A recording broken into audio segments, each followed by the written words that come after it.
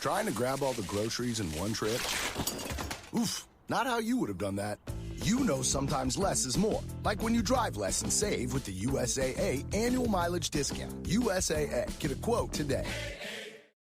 This is Optimal Health Daily, episode 2239, Living to 100 Days by Dr. Elana Miller of ZenPsychiatry.com.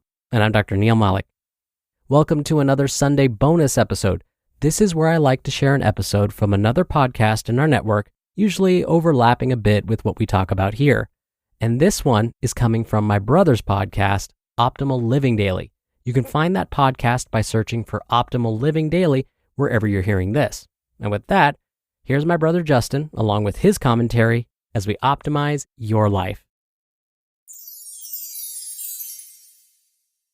Living to 100 Days by Dr. Elana Miller of ZenPsychiatry.com. Last week I was walking from my oncologist's office to my car when I heard a voice calling out, Hey you, hey there." I didn't think he was talking to me, but I was the only one there, so I turned around. It was the guy manning the valet station. Once he caught my attention, he waved. "Hey there, how you doing?" I waved back, "I'm good, thanks." He smiled. "Good, 'cause you're looking good too." This was definitely the highlight of my day and the first time I've been catcalled since my stem cell transplant. It happened again yesterday. I was walking back from the post office when a sexy salt and pepper put down his cell phone, smiled, and said hi to me for absolutely no reason. It's interesting for me because for the last few months, I've been invisible. Don't get me wrong, sometimes it's nice to be invisible, to see people glance right through you as if you're not there. Especially when you're feeling bad, and especially when you feel you don't exist in the material world at all, but in some strange in-between of presence and death. When I first relapsed, I'll be honest and tell you, I hoped I would die as quickly as possible. From everything I knew, relapsed T-cell all had a miserable prognosis. When I was first hospitalized and the on-call attending told me the plan was more chemo and a stem cell transplant, I put my head in my hands and cried and said, I don't think I can do it again. The reason I wanted to die quickly is that I've learned there is something worse than death, and it is fear. As I waited those first few weeks to see if the chemo was working and the tumor was shrinking, a necessary first step to having a successful transplant, I'd test my lungs on an hourly basis, breathing as deeply as I could to see if there was more space in my chest, shifting positions obsessively to see if the pressure on my lungs felt lighter. I ruminated over the possibilities. If it didn't work, how would I die? I Googled how do you die from lymphoma, but mostly got answers on how one dies from leukemia, usually a combination of bleeding and infection caused by cancer cells in the bone marrow, pushing out healthy cells needed for blood clotting and fighting infection. But I didn't have any cancer in my bone marrow, just in my chest, so I thought it through to the most logical conclusion. The tumor would continue to grow rapidly over the following month or two until there was no space left in my chest and I went into heart failure or suffocated to death. I frantically Googled psilocybin therapist Los Angeles because I heard it could help cancer patients process death. Unfortunately, this is not the type of thing doctors advertise online. I was seized with fear, terrified every moment I gave my mind the space to think. What if what happened after death was even worse than this, worse than life? While I waited, I wrote my will and made an advance directive. There was a question where you could specify what you'd want to happen to your body after you died. I never thought I'd care about such a thing. Why would I? I'd be dead anyway. But when I really imagined it, I did care. I wanted to be buried in a Jewish cemetery somewhere nearby so the people who cared about me could visit. I didn't want to be forgotten. But none of that happened because the tumor shrank with chemo and I went into remission. Then I fretted about finding a match on the bone marrow registry, but there she was, my little German angel. Then I worried she'd change her mind, or that the stem cells would get lost in transit. She donated her cells in Germany before they were couriered to Los Angeles.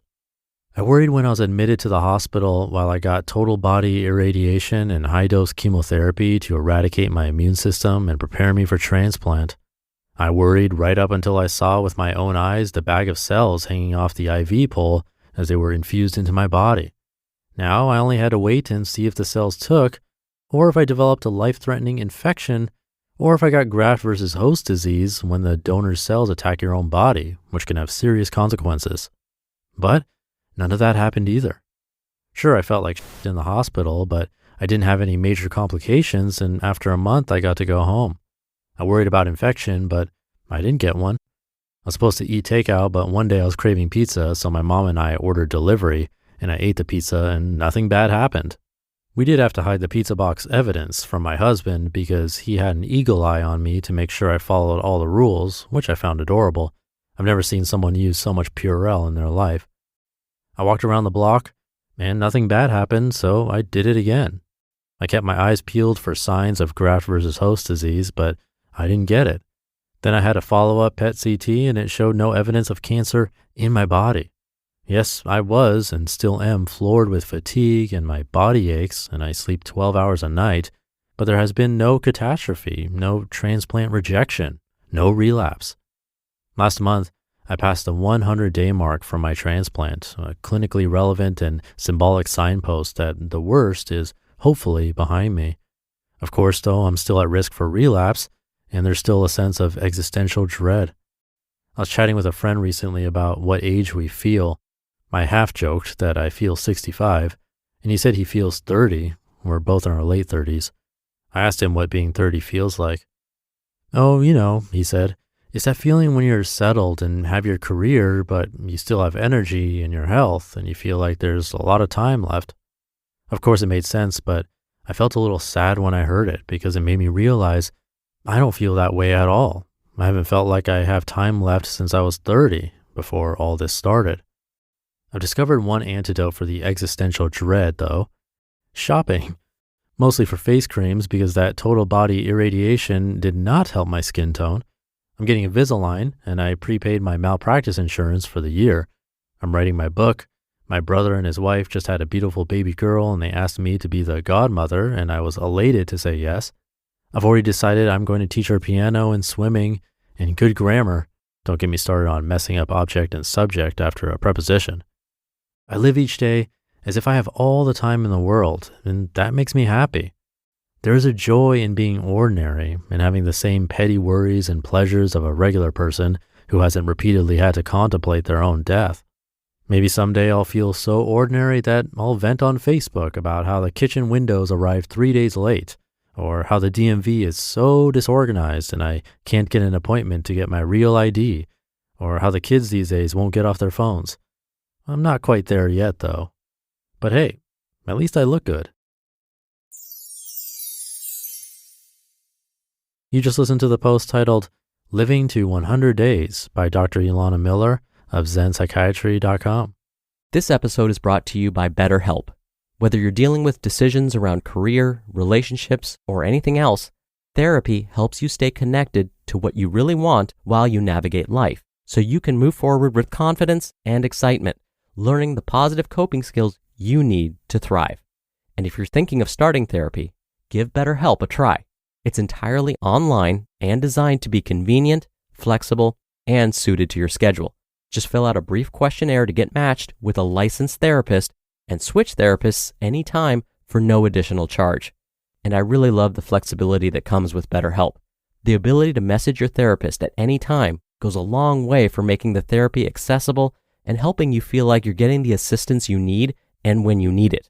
So, let therapy be your map with BetterHelp. Visit betterhelp.com/OHD today to get 10% off your first month. That's BetterHelp, HELP.com/OHD. Thank you to Dr. Elana.